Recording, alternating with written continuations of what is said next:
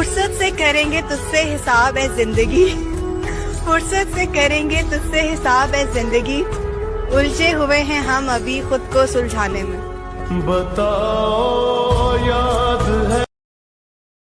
जय हिंद साथियों, मैं प्रीतम कुमार आपको पीकेटी एजुकेशनल में स्वागत करता हूं। दोस्तों, आज का वीडियो क्लास 10 साइंस चैप्टर 3 जो कि धातु और अधातु है, इसका पार्ट 3 होने वाला है।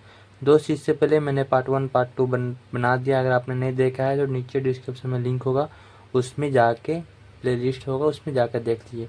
तो आज के वीडियो स्टार्ट करते हैं। आज का वीडियो है ये आयनिक यौगिक के गुणधर्म। आज के लेक्चर में इस टॉपिक में आयनिक यौगिक के गुणधर्म के बारे में जानते हैं। ठीक है, तो सबसे पहले आता है उसका भौतिक प्रकृतिक। भौतिक प्रकृतिक में क्या होता है? भौतिक प्रकृतिक में ये सामान्यतः कैसे होते हैं? ये सामान्यतः ठोस होती है। क्योंकि क्योंकि इनके कणों के बीच है ना आकर्षण बल बहुत अधिक होता है। ठीक है, आयन का भौतिक प्रकृति क्या होता है? वो ठोस होता है। क्यों ठोस होता है? क्योंकि उसका जो कण होगा, कणों के बीच आकर्षण बल होगा, उस बल आकर्षण बल बहुत ही ज़्यादा होगा। ठीक है, स्ट्रॉन्ग होगा, जिससे कारण आयन का भौतिक गुण, भौतिक प्रकृति वो ठोस होता है। ठीक है, अब नेक्स्ट आता है उच्च गलनांक एवं क्वथनांक। अत्यधिक आकर्षण बल होने के कारण मतलब ज़्यादा मतलब क्या स्ट्रॉन्ग फोर्स किसके कण के एक दूसरे के प्रति strong force, strong attraction force होने के कारण इसका गलनांक होता है और क्वथनांक होता है, वो भी बहुत उच्च होता है। ठीक है, क्यों उच्च होता है? क्योंकि इसके अंदर, आयन के अंदर उसका कणों के जो बीच होता है अट्रैक्शन फोर्स होता है, आकर्षण बल होता है, वो अधिक होता है। ठीक है, अब आता है घुलनशीलता। घुलनशीलता, आयनिक यौगिक पानी में घुलनशील होते हैं। ठीक है, क्योंकि पानी तथा आयनिक यौगिक दोनों का जो एक ही प्राकृतिक होता है। आयनिक यौगिक पानी में क्या घुल जाएगा? क्यों घुलेगा? क्योंकि उसका पानी तथा आयन दोनों का प्राकृतिक सेम होता है। जब प्राकृतिक सेम होता है तो घुल जाता है। ठीक है, लेकिन ये केरोसिन तेल, मिट्टी का तेल, पेट्रोल जैसे विलायक में नहीं घुलता है, केवल पानी में घुल सकता है। ठीक है, अब आता है विद्युत चालकता है। ठीक है, आयनिक यौगिक का जलीय विलयन और आयनिक यौगिक गलित अवस्था में विद्युत का चालन करता है, क्योंकि इनमें धनायन एवं ऋणायन आयन स्वतंत्र रूप से होते हैं, लेकिन ठोस अवस्था में नहीं पाया जाता है। ठीक है, क्या कहता है? आयनिक यौगिक होता है जो उसका जलीय विलयन लिक्विड फॉर्म होता है, उसमें यौगिक जो उसका यौगिक गलित अवस्था में तो लिक्विड में होता है, उसमें विद्युत का चालन करेगा। क्यों करेगा? क्योंकि उस लिक्विड में धनायन और ऋणायन दोनों होता है, लेकिन जैसे उस सॉलिड फॉर्म में होगा तो सॉलिड फॉर्म में वो विद्युत का चालकता नहीं करेगा। ठीक है, तो कब करेगा? जब वो जलीय विलयन में और यौगिक गलित अवस्था में होगा तब करेगा। क्यों करेगा? क्योंकि जलीय विलयन में ही उसका जो होता है धनायन और ऋणायन होता है और ठोस में नहीं हो पाता, जिसके कारण नहीं करता है। ठीक है, ये भी आयन का प्राकृतिक गुणधर्म है। ठीक है, अब नेक्स्ट देखते हैं। अब नेक्स्ट टॉपिक आता है अयस्क का सांद्रणकरण। ठीक है, अयस्क का सांद्रणकरण क्या होता है? जब अयस्क को खोद कर उसका पाउडर बनाया जाता है तथा इसमें उपस्थित धातु एक साथ पाए जाने वाली अशुद्धियों को अलग किया जाता है, तो इस विधि को अयस्क का सांद्रण कहते हैं। अयस्क का सांद्रण क्या अर्थ होता है? ठीक है, धातु के अयस्क से अशुद्धियों को अलग करने की प्रोसेस होता है, जिसको हम लोग धातु का सांद्रण करण कहते हैं। ठीक है, अयस्क को खोद कर उसका पाउडर बनाया जाता है, इसको अयस्क ले लेंगे, उसका पाउडर बना लेंगे। ठीक है, और पाउडर में जो उपस्थित धातु होगा और धातु के साथ पाए जाने वाले धातु के साथ उसमें कुछ अशुद्धियाँ भी होगा, और पाउडर में धातु भी होगा, तो अशुद्धियों को अलग करेंगे उसको निकालने के लिए। तो अशुद्धियों को अलग किया जाता है। इस विधि को, जो अशुद्धियों को अलग करने का जो विधि होता है, प्रोसेस होता है, उसी प्रोसेस को हम लोग धातु के अयस्क का सांद्रणकरण कहते हैं। ठीक है, धातु में पाए जाने वाले जो अशुद्धियाँ पाया जाता है उसको क्या कहते हैं? उसको गैंग कहते हैं। गैंग क्या होता है? जो धातु में पाए जाने वाला अशुद्धियाँ होता है उसको हम लोग गैंग कहते हैं। ठीक है, अब आता है भर्जन क्या होता है?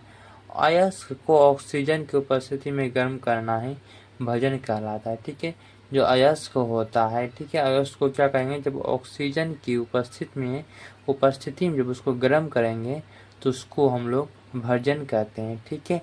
और जब अयस्क को ऑक्सीजन के बिना गर्म करेंगे, जब अयस्क को ऑक्सीजन को बिना गर्म करेंगे तो उसको निस्थापन कहते हैं। भर्जन मतलब क्या होगा, अयस्क को ऑक्सीजन की उपस्थिति में गर्म करेंगे, निस्थापन मतलब क्या होगा, उसकी अनुपस्थिति में गर्म करेंगे, ठीक है। अब आता है धातु संचालन क्या होता है। देखो, पर्यावरण घटकों के साथ धातुओं को कमजोर होना ही संचालन करता है। संचालन का अर्थ क्या होता है, कमजोर होना। यहाँ कौन कमजोर होगा, धातु कमजोर होगा। क्यों कमजोर होगा, जो पर्यावरण में कुछ घटक के होते हैं, ठीक है, जो कि धातु को कमजोर करता है, ठीक है। जैसे एग्जाम्पल में क्या होगा, लोहे का संचालन को जंग लगना कहता है। जंग लगना के में क्या होता है, लोहा कमजोर होता है, इसको जंग लगना कहते हैं, ठीक है। अब आता है लोहे को जंग लगाने वाला कारक कौन सा है, कैसे जंग लगता है। देखो, जो लोहे में होता है वो वायु रहता है, जल रहता है। वायु में अम्लीय गैस उपस्थिति के कारण, जल्द से कांटेक्ट में आने के कारण लोहा का धीरे धीरे संचालन होने लगता है, इससे लोहा में जंग लगने लगता है। जंग मेनली वायु और जल के उपस्थिति के कारण लगता है, ठीक है। और इसको बचाने के लिए हम लोग क्या कर सकते हैं, इसके पेंट कर सकते हैं, ठीक है। उसको वायु और जल से पहुँच से दूर रख सकते हैं, जिससे लोहा के संचालन को बचाया जा सकता है, ठीक है। अब नेक्स्ट टॉपिक आता है, नेक्स्ट आता है चांदी का संचालन। देखो, चांदी का में देखा होगा तुम लोग कि उसमें एक काला रंग का हो जाता है, ठीक है। वो क्या होता है, उसी को चांदी का संचालन कहते हैं, ठीक है। देखो, चांदी जो होता है वायु में उपस्थित सल्फर डाइऑक्साइड के साथ रिएक्शन करता है। रिएक्शन करता है, कौन करता है, चांदी। किसके साथ, सल्फर डाइऑक्साइड के साथ रिएक्शन करता है। और रिएक्शन करके जो सिल्वर सल्फाइड होता है, सिल्वर सल्फाइड का परत बना लेता है। रिएक्शन करके सिल्वर सल्फाइड का परत बनाता है, जिसका रंग क्या होता है, जिसका रंग काला होता है। इसमें क्या होता है, चांदी का संचालन इस होता है। चांदी के संचालन में क्या होता है, जो चांदी का रंग होता है वो काला हो जाएगा। काला क्यों होगा, क्योंकि चांदी जो होता है वो सल्फर डाइऑक्साइड के साथ अभिक्रिया करके सिल्वर सल्फाइड बना लेता है, ठीक है। देखते हैं, चांदी की वस्तुएं में उपस्थित सल्फर डाइऑक्साइड, चांदी की वस्तुओं वायु में उपस्थित सल्फर डाइऑक्साइड के साथ अभिक्रिया करके सिल्वर सल्फाइड बना लेता है, जिसका रंग काला होता है, ठीक है। अब बताओ कॉपर का संचालन। कॉपर क्या होता है, आर्द्रता और नमी और कार्बन डाइऑक्साइड से कॉपर अभिक्रिया करके कॉपर कार्बोनेट बनाता है, जिसका रंग हरा होता है, ठीक है। हरा क्यों होता है, क्योंकि जो कॉपर होता है वो नमी और कार्बन डाइऑक्साइड से अभिक्रिया करके कॉपर कार्बोनेट बनाता है, जिसका रंग हरा होता है। इसको कॉपर का संचालन करते हैं, ठीक है। अब आता है मिश्र धातु क्या होता है। इसमें नाम से क्लियर है, मिश्र मतलब मिला हुआ धातु। जब दो धातु मतलब मिलकर किसी अलग प्रकार के धातु का निर्माण करता है तो उसको हम लोग मिश्र धातु कहते हैं। क्या होता है, जब दो या दो से अधिक प्रकार के धातु आपस में मिलकर एक नई गुण वाले धातु का निर्माण करता है तो उसको हम लोग मिश्र धातु कहते हैं, ठीक है। मिश्र धातु क्या है, किसी धातु को अन्य धातु के साथ मिलने और संगम के मिलना है मिश्र धातु करता है, इसके स्टेनलेस का साथ, ठीक है। और मिश्र धातु क्यों बनाएंगे, उसका उद्देश्य क्या है। मिश्र धातु बनाने के लिए बहुत सा उद्देश्य, जैसे क्या होगा, कठोरता बढ़ाने के लिए। जैसे कुछ धातु जो होता है वो सॉफ्ट होता है और सॉफ्ट रहने के कारण उसका अच्छे से यूज नहीं कर सकते हैं, तो उसको सॉलिड बनाने के लिए, उसको ठोस बनाने के लिए हम लोग उसमें मिला के उसको मिश्र धातु बनाते हैं। जैसे देखो, कुछ शुद्ध धातु वस्तुओं बहुत नरम होती है, जैसे सोना क्या बहुत सॉफ्ट होता है, लेकिन उसको कठोर बनाने के लिए, उसको हार्ड बनाने के लिए उसमें चांदी या तांबा मिला दिया जाता है, ठीक है।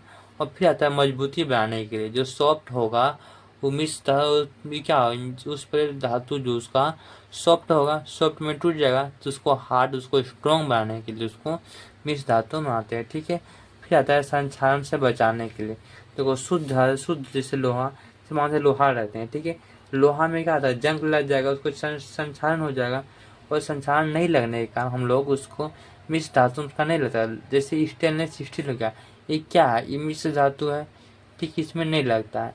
तो संक्षारण से बचाने के लिए मिश्र धातु को बनाते हैं, और विशेष ध्वनि उत्पन्न करने के लिए मिश्र धातु को बनाते हैं, और गलनांक कम करने के लिए मिश्र धातु को बनाते हैं। दोस्त, आज हम लोग क्लास 10 का चैप्टर 3 धातु और धातु को पूरा तरह से कंप्लीट कर लिया।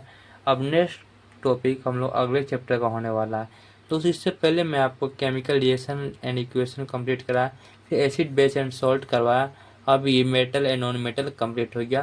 तो मिलते हैं नेक्स्ट वीडियो में पेपर 4 के साथ, तब तक के धन्यवाद।